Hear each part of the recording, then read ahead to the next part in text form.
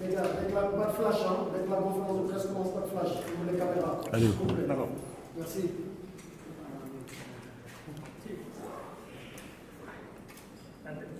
Sénégal, on vous attend. C'est bon. C'est bon? Ouais. Eh bien, chers confrères, chers consoeurs, bonsoir. Coach Mendy, bonsoir. Bonsoir. Dans cette salle, vous déclariez que le Togo ne peut pas battre le Sénégal, et ça n'est fallu de peu. Rien à dire sur ça.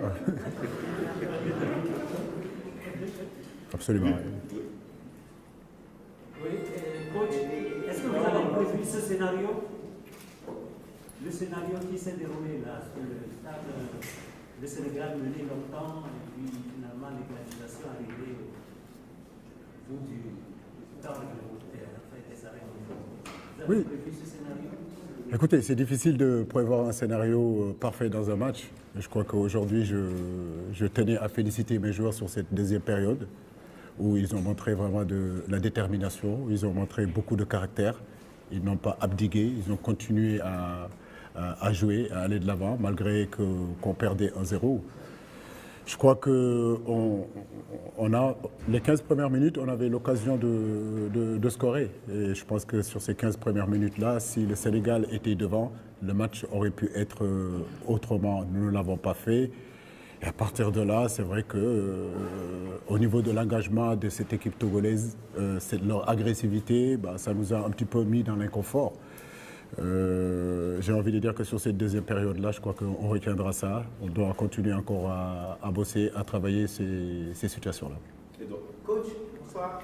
On vous a vu tester sur une action, ce qui vous a valu un carton jaune. Dites-nous qu'est-ce qui s'est passé réellement. Parce qu'on vous voyait pointer du doigt le banc togolais. Non, je ne sais pas du tout ce qui s'est passé sur le carton. D'ailleurs, je ne mérite pas le carton. J'étais juste content que mon équipe ait égalisé. Coach, bonsoir.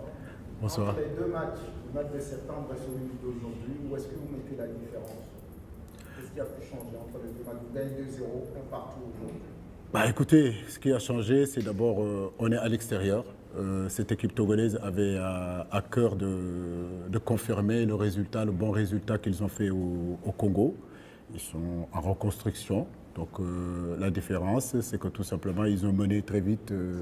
Ils ont mené en fin de match, dans les périodes où on commençait à revenir dans le match. Et puis, comme vous le savez, à partir du moment où vous êtes à l'extérieur et que vous perdez 1-0 et que l'équipe adverse se recovie derrière, c'est beaucoup plus difficile. Mais comme je le dis, je crois que ce que je retiens, c'est qu'aujourd'hui, le Sénégal n'a pas perdu et que nous continuons notre bonhomme de chemin sur ces éliminatoires-là où le Sénégal n'a pas encore perdu.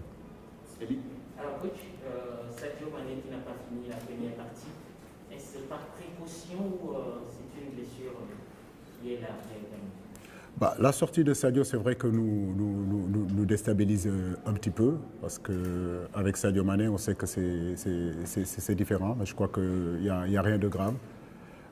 On a voulu le sortir pour justement le préserver, mais je ne crois pas qu'il y ait quelque chose de grave.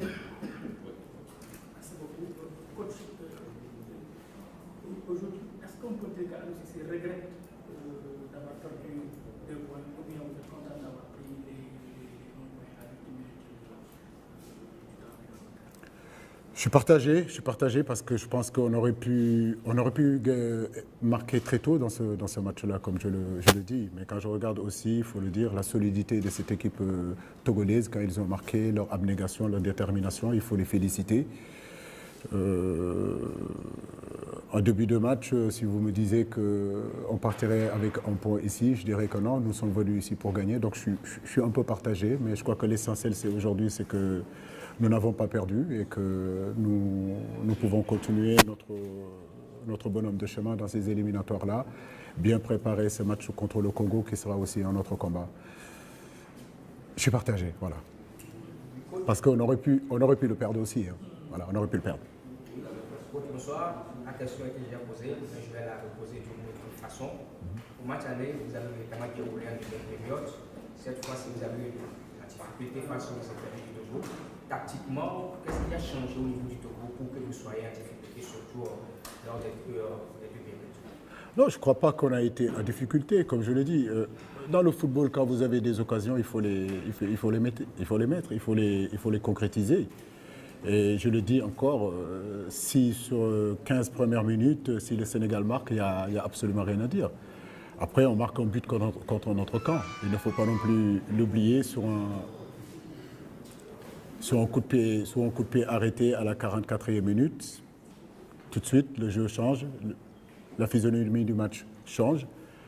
La confiance va du côté togolais. Nous, il faut qu'on revienne encore avec beaucoup plus un mental beaucoup plus fort, être plus costaud. Mais je crois que, comme je l'ai dit, je retiens aujourd'hui qu'on a eu cette force de caractère de revenir dans un match très compliqué à l'extérieur. Je crois que c'est ce qu'il faut retenir. Bonsoir. On sait que le Sénégal a un bel effectif. Vous avez des grands joueurs. Alors vous êtes déjà qualifié, mais apparemment vous n'avez pas tourné votre effectif. Comment ça s'explique? Alors vous êtes déjà qualifié. Je ne suis pas obligé de changer mon effectif.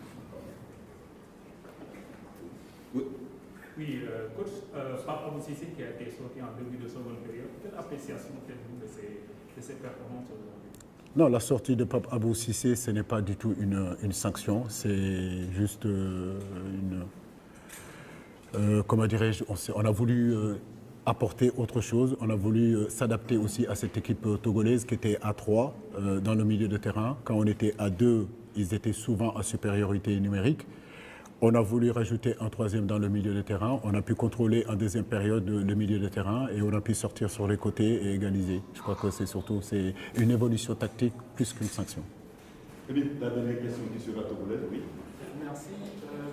Vous revenez de très loin, coach, mais il y a eu un mano entre Khalidou Koulibaly et Denke Kemi, le danseur togolais, qui a beaucoup dérangé Khalidou Koulibaly. Est-ce que cela a déstabilisé votre défense à un moment donné? Parce qu'à sa sortie, on a vu un Khalidou plus libéré et plus emprunt offensivement. Est-ce que la présence de Denke Kemi a vraiment déstabilisé Khalidou Koulibaly? Je n'ai pas vu un Khalidou Koulibaly déstabilisé. C'est votre vision à vous. C'est la fin de cette conférence. Merci beaucoup. Merci. Et bon retour chez vous. Merci.